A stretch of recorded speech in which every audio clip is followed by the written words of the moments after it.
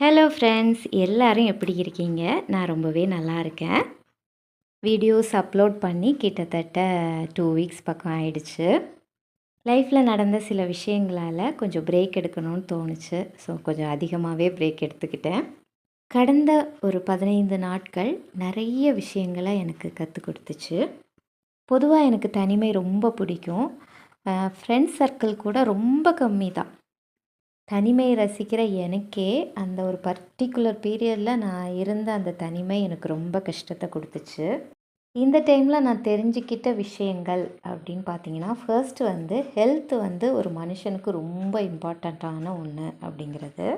என்னோடய ஹஸ்பண்ட் அடிக்கடி சொல்லுவாங்க, எவ்வளோ க்ளோஸானவங்களா நமக்கு இருந்தாலும் நம்மக்கிட்ட பணம் இருந்துச்சுன்னா மட்டும்தான் நமக்கு அந்த இடத்துல மரியாதை இருக்கும்.